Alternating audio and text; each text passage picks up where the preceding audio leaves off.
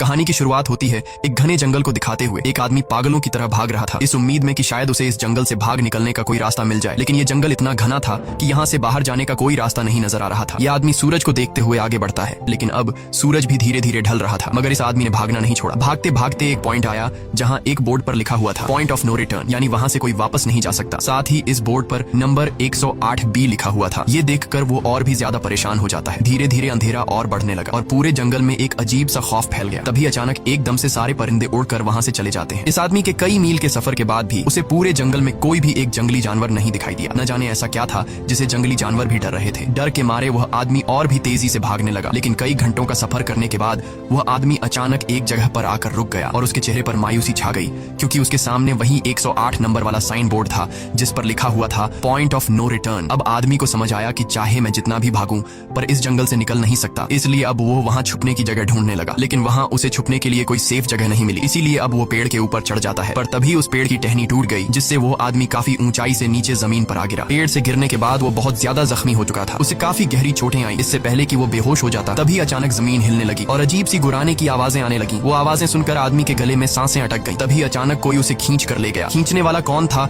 ये नहीं दिखाया गया, लेकिन हमें उस आदमी की दर्द भरी चीखें सुनाई दी गई। इस इंसिडेंट के 6 दिन बाद हमें शहर में मीना नाम की एक लड़की को दिखाया जाता है जो एक बर्ड शॉप में काम करती है। तभी उसका बॉस आता है और मीना को एक गोल्डन पैरेट को शहर से दूर एक जू में डिलीवर करने का ऑर्डर देता है। मीना बॉस की बात को मानते हुए अब उस पैरेट को डिलीवर करने जाती है। मीना गाड़ी में बैठकर अपने मोबाइल में उस जू का लोकेशन सेट कर लेती है और अपने सफर पर निकल पड़ती है। शहर से बाहर निकलने के बाद वो एक बोर्ड पर बहुत सारे लोगों के मिसिंग फोटोज देखती है, यानी वहाँ पर कई सारे लोग गायब हो चुके थे। लेकिन मीना उन पर ज्यादा ध्यान नहीं देती और आगे बढ़ने लगती है। आगे बढ़ते दौरान मीना शॉर्टकट लेते हुए जंगल के रास्ते से गुजरती है ताकि वो जल्दी से इस पैरेट को जू तक डिलीवर कर दें, और वो पहुंच गई जंगल के बीचों बीच। ये वही जगह है जहाँ हम पहले एक आदमी को गायब होते देख चुके हैं। वहाँ आकर मीना बुरी तरह से फंस चुकी थी। वो अपने मोबाइल पर मैप देखती है, लेकिन वहाँ मोबाइल के सिग्नल नहीं आ रहे थे और उसके कार का रेडियो भी काम नहीं कर रहा था। मीना अब वहाँ से वापस निकलने लगी, लेकिन अब उसे वहाँ से बाहर निकलने का रास्ता समझ नहीं आ रहा था। थोड़ी देर बाद मीना की गाड़ी भी खराब हो गई। मीना गाड़ी से बाहर निकलती है और उसे सामने लगा हुआ वही पॉइंट ऑफ नो रिटर्न वाला बोर्ड दिखाई देता है। मीना को कुछ समझ नहीं आता, इसीलिए वो पैरेट के पिंजरे को हाथ में लेकर